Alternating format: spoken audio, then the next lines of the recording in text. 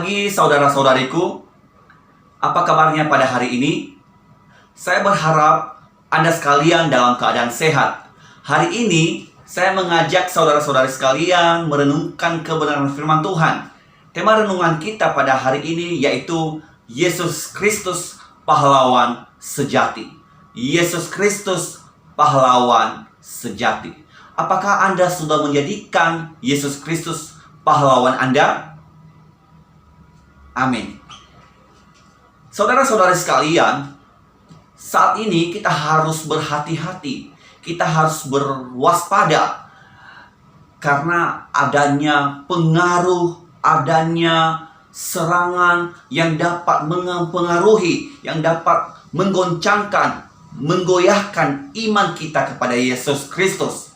Saat ini banyak sekali hal-hal yang dapat mempengaruhi iman kita kepada Yesus Kristus. Misalkan munculnya film-film Hollywood. Di situ di film Hollywood banyak sekali yang dapat kita lihat. Di situ ada pemeran sebagai pahlawan yang menyelamatkan dunia dari serangan. Kalau kita menonton film tersebut, di situ visi misi pemeran sebagai pahlawan di situ adalah menyelamatkan dunia dari serangan monster, serangan musuh. Dan orang-orang pada saat itu di film tersebut sangat mengidolakan pahlawan tersebut. Misalkan pahlawan seperti pemeran Spider-Man, pemeran Superman, superhero, pemeran seperti Power Ranger, dan lain-lain sebagainya. Dan di situ mereka punya visi misi untuk menyelamatkan dunia, sehingga banyak sekali anak-anak terobsesi dengan mereka. Banyak sekali anak-anak yang terpengaruh, sehingga anak-anak dapat membayang-bayangkan bahwa itulah pahlawan yang sesungguhnya, itulah yang dapat melindungi mereka. Dan tidak tertutup kemungkinan bagi kita sebagai orang percaya bisa saja kita terpengaruh akan adanya munculnya pahlawan-pahlawan yang seperti di film Hollywood tersebut. Saya tidak tahu apakah Anda bisa terobsesi dengan mereka atau bagaimana.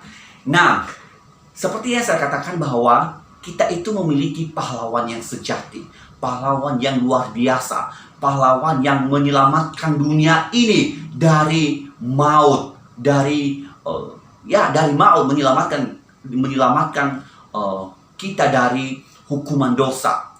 Saya mengajak Bapak Ibu sekalian membuka Alkitabnya dari Roma pasal 3. Roma pasal 3 ayat 23 sampai ayat 24. Roma pasal 3 ayat 23 sampai ayat 24. Saya bacakan untuk kita.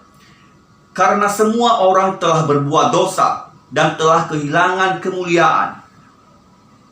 Sekali lagi, karena semua orang telah berbuat dosa dan telah kehilangan kemuliaan Allah, dan oleh kasih karunia telah dibenarkan dengan cuma-cuma karena penebusan dalam Kristus Yesus. Sekali lagi saya akan bacakan untuk kita. Karena semua orang telah berbuat dosa dan telah kehilangan kemuliaan Allah, dan oleh kasih karunia telah dibenarkan dengan cuma-cuma karena penebusan dalam Kristus Yesus. Saudara-saudariku sekalian, Rasul Paulus menulis surat kepada jemaat di Roma dengan menjelaskan kedudukan atau keberadaan manusia di hadapan Allah. Kalau kita melihat di Roma pasal 3 ayat 23 berkata, karena semua orang telah berbuat dosa dan kehilangan kemuliaan Allah. Jadi kedudukan atau status manusia di hadapan Allah adalah sebagai orang berdosa dan telah kehilangan kemuliaan, telah kehilangan kemuliaan Allah. Orang berdosa dan telah kehilangan kemuliaan Allah. Jadi Rasul Paulus menyatakan bahwa semua orang, ya, di sini di ayat ini semua orang telah berbuat dosa dan telah kehilangan kemuliaan.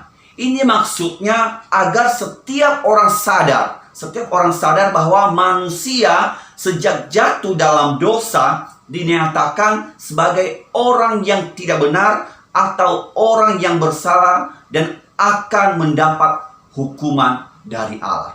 Ya, sudah pasti orang yang berbuat kesalahan, orang yang berbuat dosa pasti ada ganjarannya, pasti ada hukumannya, pasti dihukum seperti itu. Jadi misalkan saya berbuat kesalahan, ya saya harus bisa menerima ganjaran dari kesalahan saya karena saya sudah berbuat berbuat dosa seperti itu.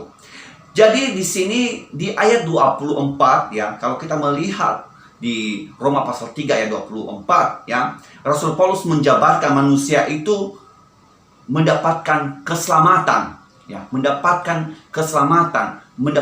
pembelaan, mendapatkan kasih, ya, kasih. Sebenarnya manusia tadi itu orang berdosa dan telah kehilangan kemuliaan Allah. Tetapi di sini di ayat 24 dikatakan bahwa dan oleh kasih karunia telah dibenarkan dengan cuma-cuma karena penebusan dalam Kristus. Penebusan dalam Kristus. Saudara-saudaraku sekalian, ini sesuatu yang luar biasa yang kita terima dari Tuhan, telah menjadi pahlawan untuk saya dan untuk Anda sekalian, yaitu Yesus Kristus menjadi korban. Yesus Kristus mewakilkan kita dihukumkan. Yang seharusnya kita yang dihukum atas pelanggaran-pelanggaran kita, atas dosa-dosa kita. Tetapi Yesus menggantikan kita. Yesus menggantikan kita dihukumkan di atas kayu salib. Jadi kalau kita melihat ini adalah sesuatu pengorbanan, ini adalah sesuatu kasih yang besar. Ini adalah sesuatu, kalau saya melihat di sini adalah kebaikan yang sangat besar yang Tuhan lakukan untuk saya dan untuk saudara. Ya. Kasih yang besar yang kita terima dari Tuhan begitu besar. Saya dan saudara tidak bisa membalaskan kasih Tuhan yang Tuhan lakukan untuk saya dan untuk saudara.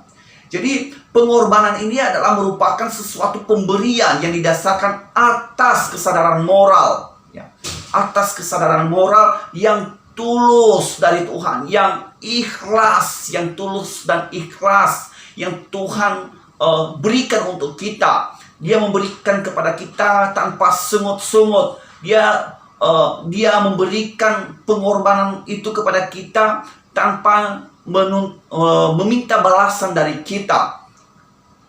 Balasan dari kita yaitu hanya ketika kita menerima kasih itu adalah pengucapan syukur, mengakui bahwa Dia adalah Tuhan, dia adalah juru selamat kita, Dia adalah pahlawan sejati kita. Jadi Bapak Ibu sekalian, Dia memberikan pengorbanan itu tanpa pamrih dan tanpa ada perjanjian. Jadi pengorbanan Yesus Kristus itu adalah akibat dari sebuah pengabdian, ya. Pengorbanan merupakan akibat dari sebuah pengabdian yang didasarkan atas kasih Allah kepada manusia. Masih ingat ayat firman Tuhan yang diambil dari Yohanes yang berkata di Yohanes pasal 3 ayat 16. Saya mengajak Bapak Ibu sekalian membuka Alkitabnya di Yohanes pasal 3 ayat 16. Yohanes pasal 3 ayat 16 dikatakan, karena begitu besar kasih Allah akan dunia ini, sehingga Ia telah mengaruniakan anaknya yang tunggal, supaya setiap orang yang percaya kepadanya tidak binasa, melainkan beroleh hidup yang kekal. Jadi ini adalah sesuatu hal yang luar biasa yang kita terima dari Tuhan, ya. yang kita terima dari Tuhan. Jadi Yesus Kristus adalah pahlawan kita, juru selamat kita yang menyelamatkan dunia ini.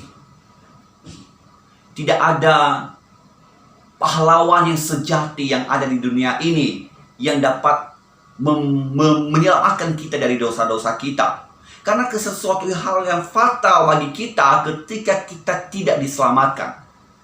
Karena akibat dari dosa-dosa kita adalah kita binasa.